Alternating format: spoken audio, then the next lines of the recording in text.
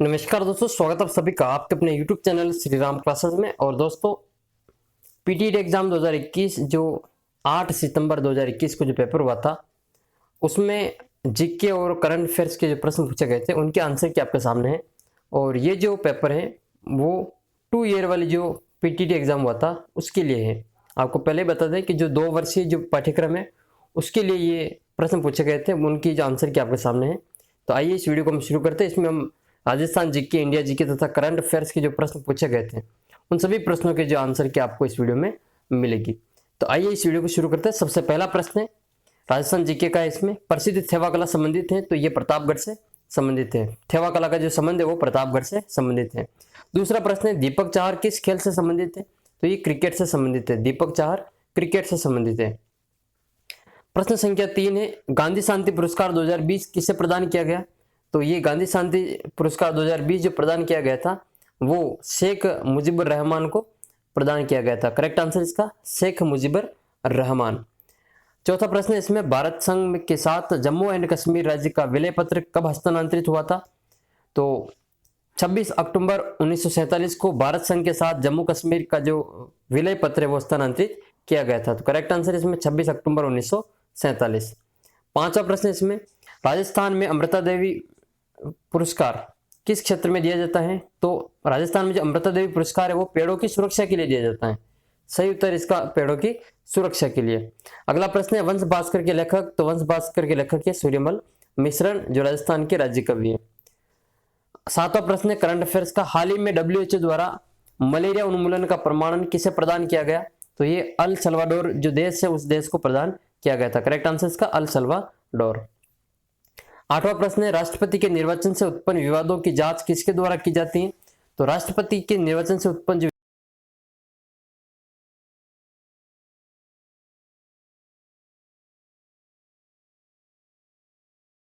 विवाद हो, जूनागढ़ का जो संबंध है वो बीकानेर से, कुंभलगढ़ राजसमंद से, मेहरानगढ़ जोधपुर में और नाहरगढ़ का किला जो वो जयपुर में। तो ये जिन्होंने मिलान किया उनके सही है। 10वां प्रश्न है जब अकबर ने अक्टूबर 1567 में चित्तौड़ के किले की घेराबंदी की तब मेवाड़ का राणा कौन था, तो उस समय जो मेवाड़ के महाराणा थे जब चित्तौड़ पर अकबर ने आक्रमण किया अक्टूबर 1567 में, तब मेवाड़ की जो महाराणा थे वो थे महाराणा उदय सिंह। करेक्ट आंसर इसका महाराणा उदय सिंह। एक किताब का नाम पूछा गया था द लिटिल बुक ऑफ अनकरेजमेंट, पुस्तक किसने लिखी, तो ये दलाई लामा के द्वारा लिखी गई थी। ठीक है, करेक्ट आंसर इसका दलाई लामा। 12वां प्रश्न इसमें जैसलमेर के पालीवाल ब्राह्मणों द्वारा विकसित मौलिक पारंपरिक वर्षा जल संचयन की विधि क्या कहलाती है, तो इसको खड़ीन के नाम से जाना जाता है।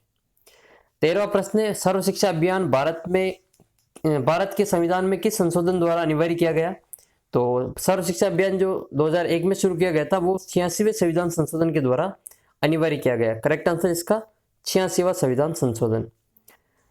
प्रश्न संख्या 14 हाल ही में ट्रांसपेरेंसी इंटरनेशनल द्वारा जारी करप्शन परसेप्शन इंडक्शन 2020 में भारत की रैंक कौन सी है, तो हाल ही में ट्रांसपेरेंसी इंटरनेशनल द्वारा जारी करप्शन परसेप्शन इंडक्शन में जो भारत की रैंक है वो 86वीं रैंक है। ये 2020 की बात की गई, इसमें 86वीं रैंक।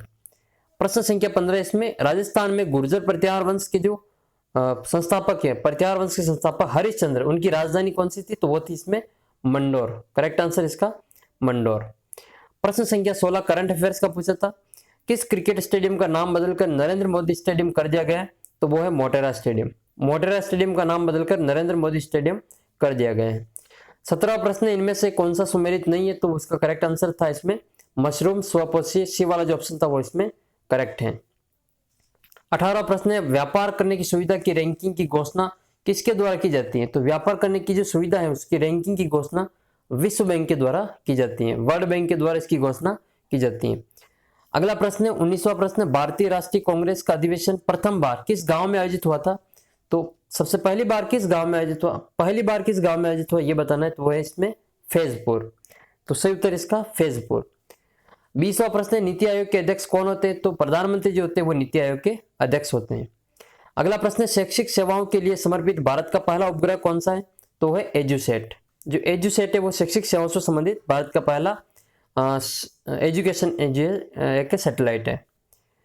22वां प्रश्न है तेजाजी का जन्म स्थान कौन सा है? तो वह है खड़नाल नागौर। खड़नाल नागौर में तेजाजी का जन्म हुआ था। प्रश्न संख्या 23 है अजमेर का राजस्थान में विलय कब हुआ? तो ये अंतिम समय में हुआ था 1956 में। करेक्ट आंसर इसका 1956।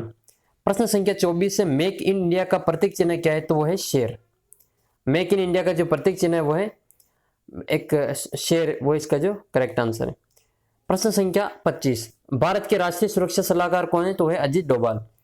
अजीत डोभाल जो है वो भारत के राष्ट्रीय सुरक्षा सलाहकार है। 26वां प्रश्न है किस टीम ने पहला आईपीएल टूर्नामेंट जीता था? तो राजस्थान रॉयल्स ने सबसे पहला आईपीएल टूर्नामेंट जीता था। प्रश्न संख्या 27 अजमेर के ख्वाजा मोइनुद्दीन चिश्ती किस सूफी सिलसिले से संबंधित है?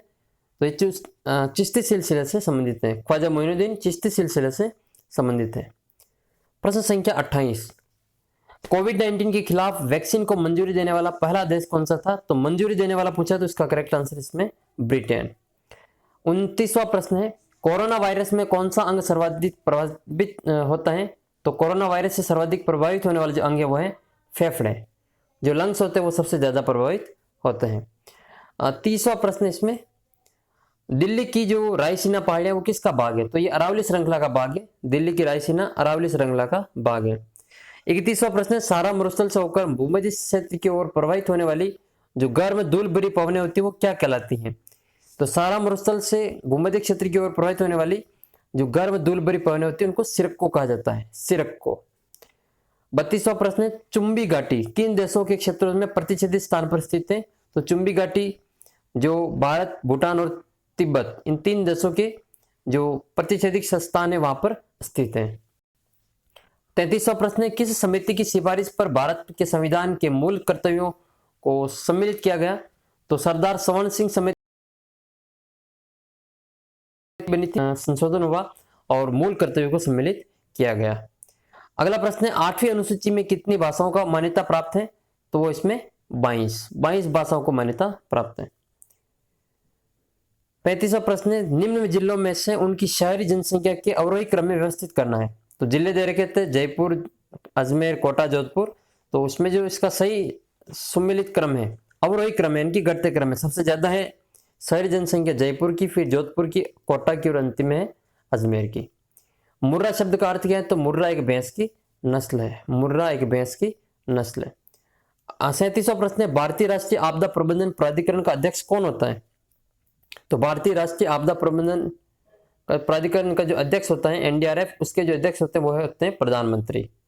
प्रधानमंत्री अध्यक्ष होते हैं। 38वां प्रश्न है निम्न में से कौन सा नगर पूर्व पश्चिम कॉरिडोर से जुड़ा हुआ नहीं है? तो ऑप्शन में थे चित्तौड़, कोटा, उदयपुर, जयपुर। तो इसमें जो वो जयपुर जुड़ा हुआ नहीं है।